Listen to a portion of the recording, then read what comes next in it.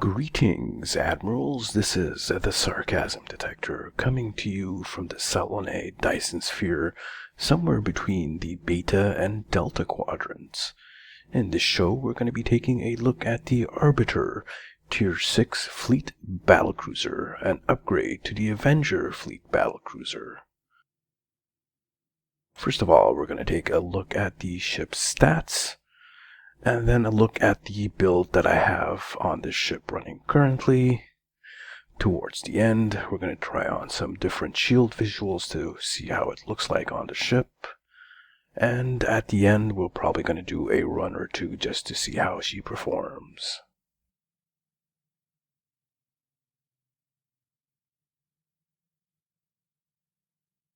But first, let's take a look at her stats.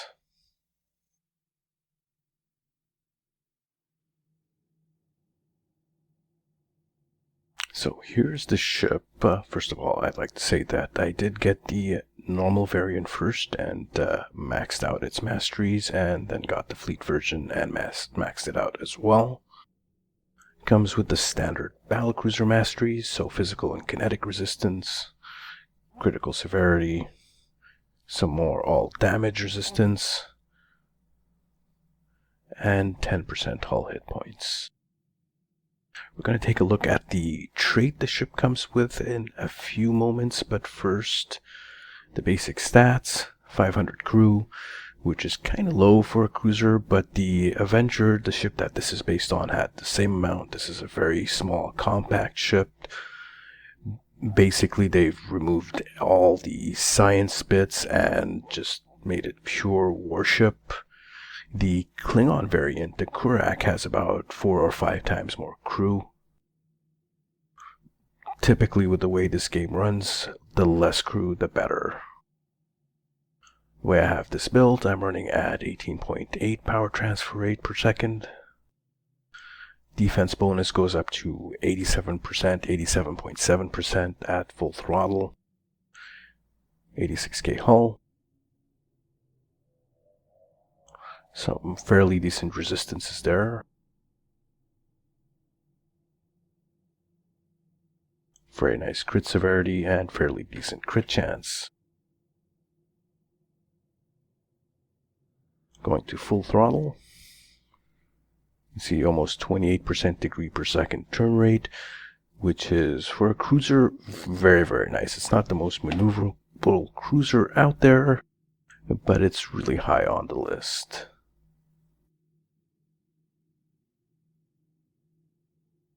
Quick look at the console that comes with the ship. The ablative hazard shield.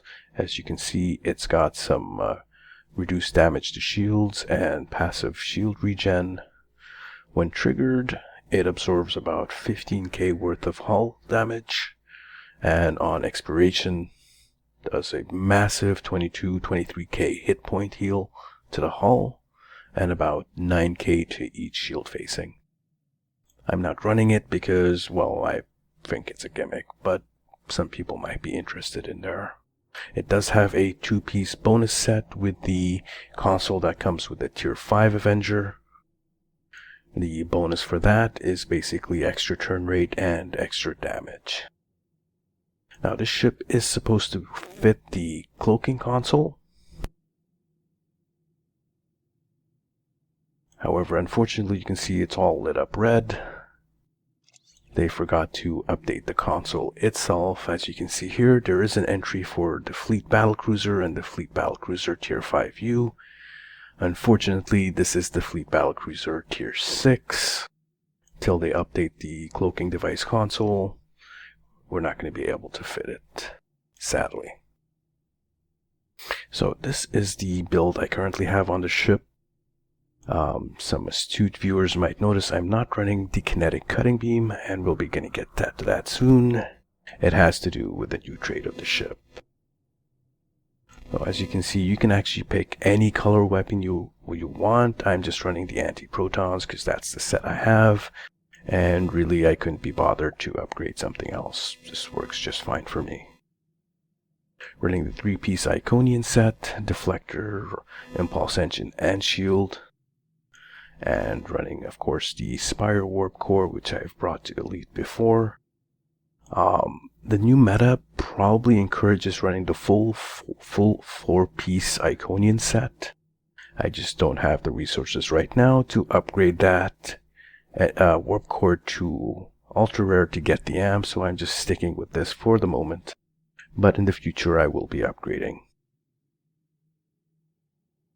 So the basics: assimilated module, the plasmonic leech, tachyo, bioneural, and a conductive RCS with EPS. It really helps get the power transfer rate up. The better the transfer rate, the more DPS she does. The ship is kind of limited in its science console seating. There's only 2, and I just put 2 flow caps here with plasma burst, and of course 4 locator consoles.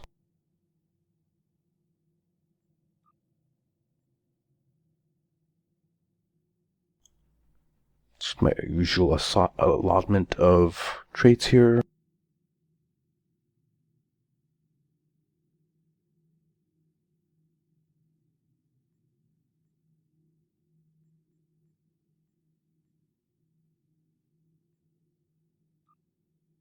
Look at the starship traits: improved pedal to the metal from the pilotry, reciprocity, emergency weapon cycle. Now this is the one that actually comes with the C-Store version of the ship. This is what it says it does, but it's actually double bugged. It's not accurate. So on activation of emergency power to weapons, it should be giving minus 25% weapon power cost and 10% fire cycle haste. Alright, so get this clear. The 10% fire cycle haste is not working at all at the moment. And the minus 25% is actually minus 50%. Now, it doesn't show up as 50% because the math for this is backwards, and I'll explain that in a couple of moments. Of course, all hands on deck to keep my captain abilities on cooldown, as well as my science abilities. Crit severity, critical chance. I'm running armor pen. It's been nerfed, but it's still fairly decent. If you find yourself being a little bit fragile, you can run perhaps a more defensive trait, or perhaps even advanced engines for a little bit more speed and maneuverability. Of course, the auxiliary power configuration offensive setup for a little bit extra damage. DOFs that I'm running: Agent Nerul for a little bit of healing, Dielectric for a little bit engine power, shield power. Warfare Specialist, you can probably run something else in its place. Marion, really not needed, but it just gives a little bit extra. And a couple of development lab scientists just to keep science team on global cooldown. Again, running all hands on deck, not really needed. Most of these DOFs you can probably take off. You can probably take them all off. You don't really need them for this system to work.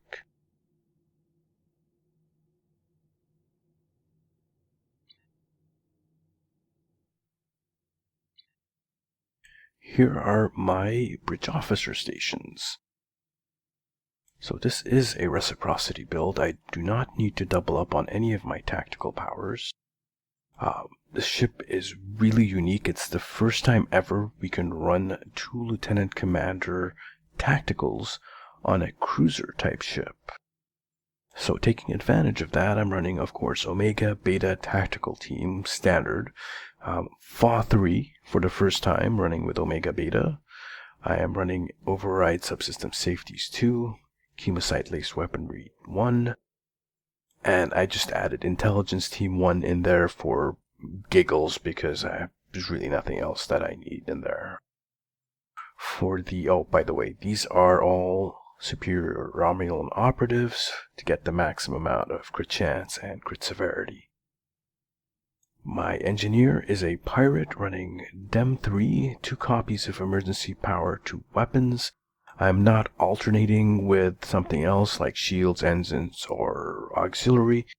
because I'm fed up with the damage control engineers. I've tested it. I've ran 3 purple ones, and it's nowhere near perfect. It's not even close to good. There's so many failed procs on it that it just drives me up the wall. I just rather have the 100% guaranteed uptime of running 2 of the same copies. That also frees up 3 DOF stations for me to put in. I can put anything else in there. That works fine. Of course, there's the Ox to Sif for a little bit of hull healing. That also gives us a little bit of resistances.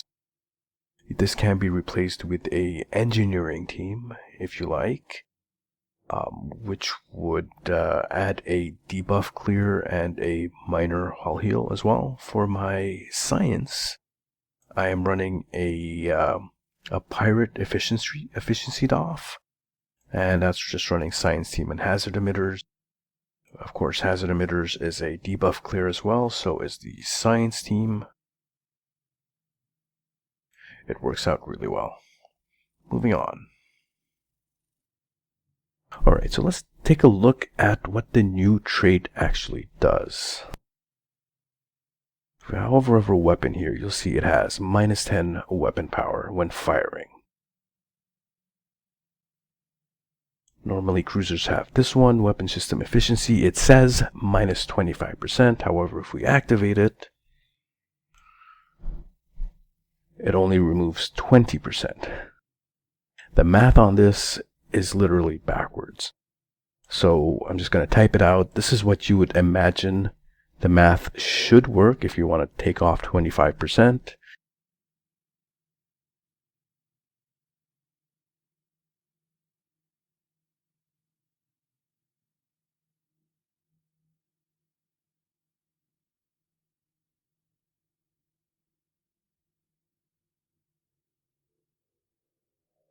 So this is how it should be, but it's cryptic, so they actually do it backwards.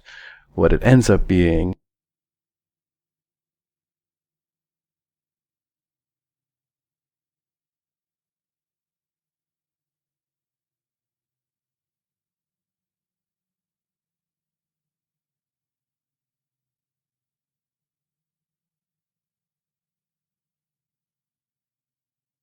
a little bit frustrating. It literally is backwards. Let's take this off. We'll look at the trait, what the trait does. See here, we're back at 10. Once I trigger this, it's -6.7 weapon power.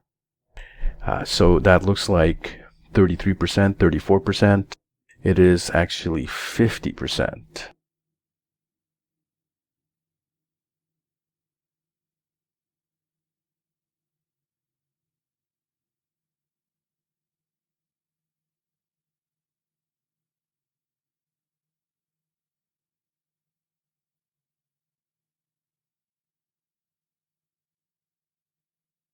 So you see it's kind of bugged. They're actually giving us a 50%, double the amount of cost reduction, but there's some really severe diminishing returns. So if I activate this with the weapon efficiency, we're down to 5.7.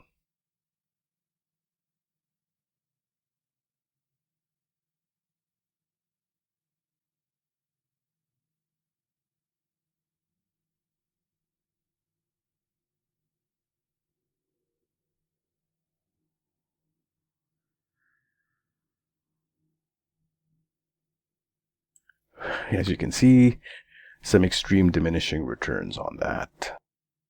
So hopefully this will get corrected in the future, and hopefully they'll go with the actual first formula and get some real reduction instead of this really backwards math that they're doing here. I mean, we're paying for a 25% reduction, and if they actually fix this so it works as intended, so you get 25% from the trait and 25% from this, you actually end up only getting about 16% from each one for a total of 33%.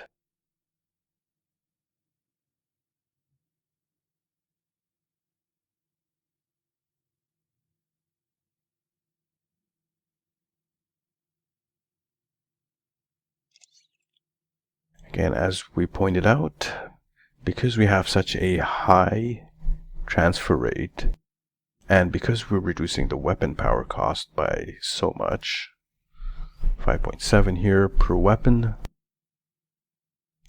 swapping to another beam, an additional beam on here, actually reduces the amount of power drain we're doing, and we don't actually need the little buff you get from the two-piece assimilated set.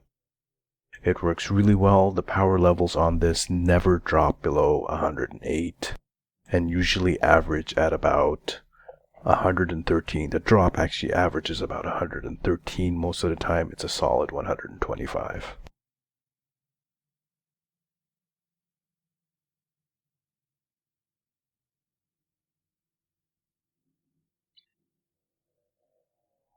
Next up, we're going to take a look at the different shield visuals that we have. Starting off with the Iconian Resistance shield.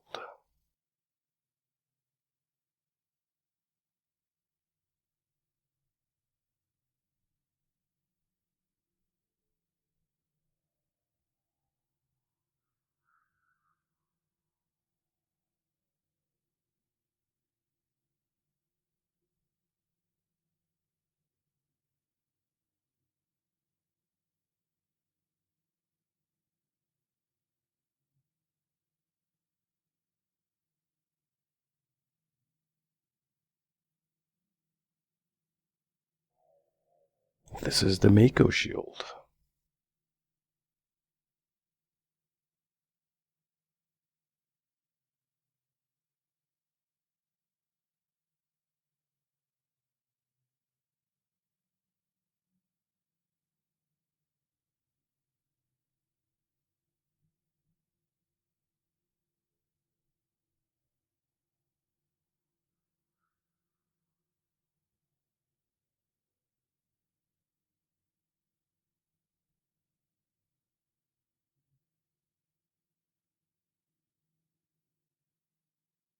The Delta Alliance shield.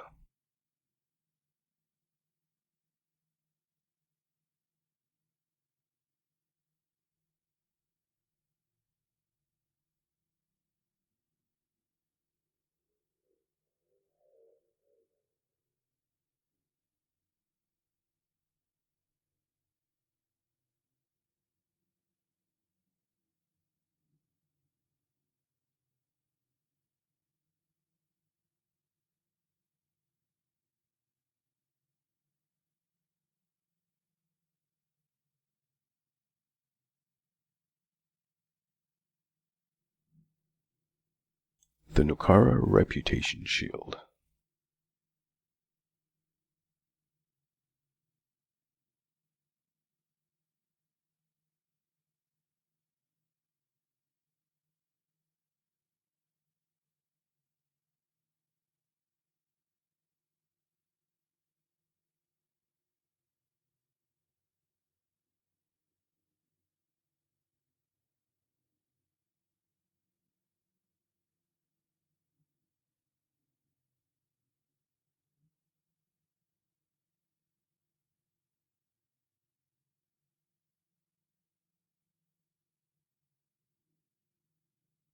This here is the Reman Prototype.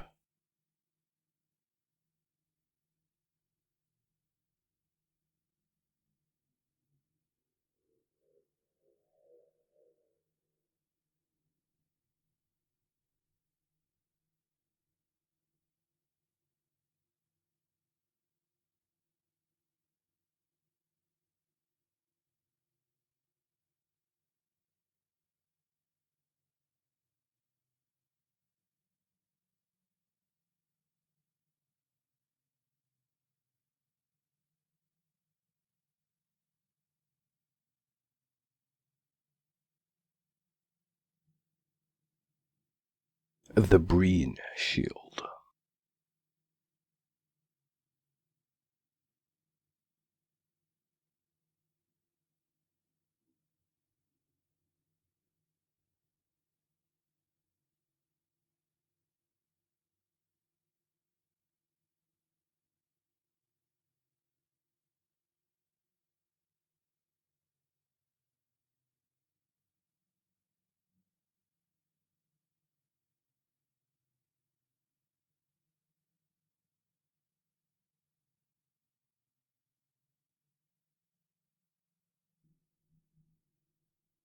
The shield from the Dyson reputation.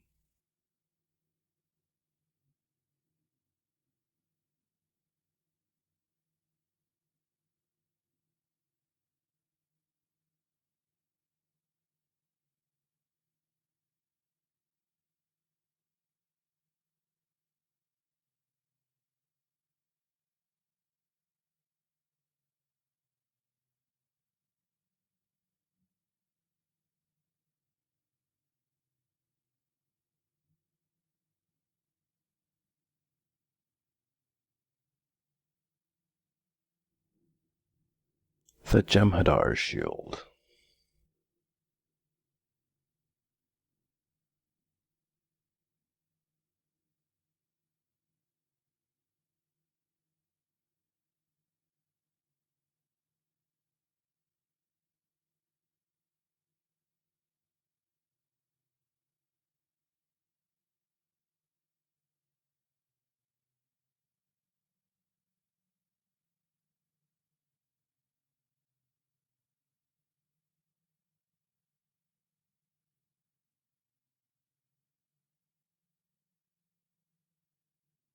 The Counter Command set shield.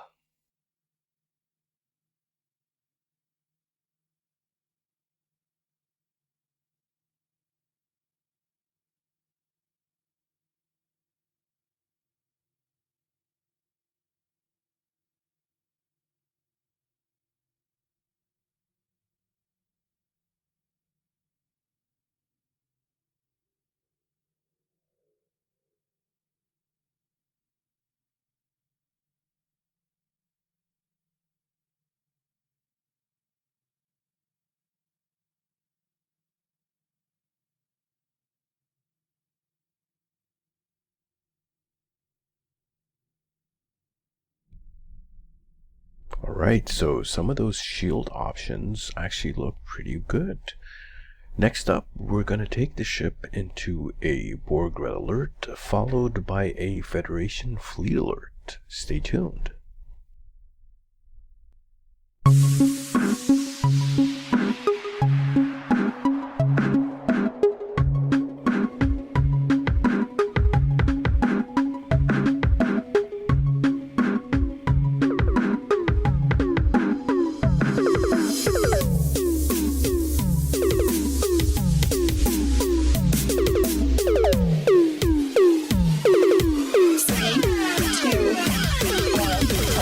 Your headphones.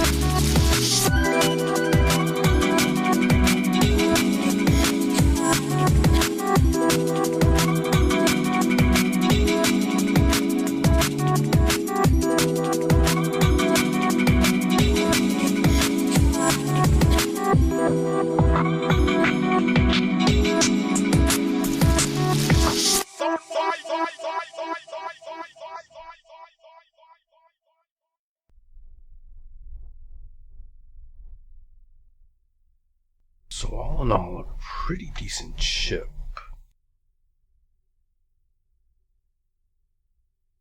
Right here is my personal little kit bash that I did with it. You can use both the Arbitrator's parts and the old parts from the original Avenger Tier 5.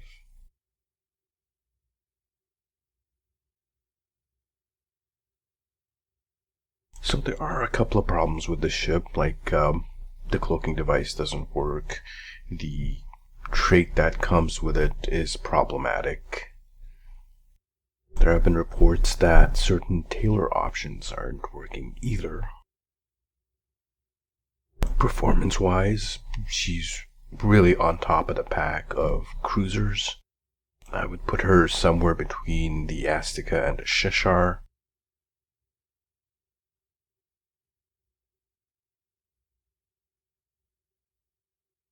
I would give her a 9 out of 10 with a asterisk.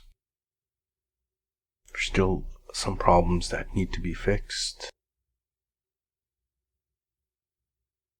But we'll get back to that whenever those do get fixed, and we'll give her a solid score.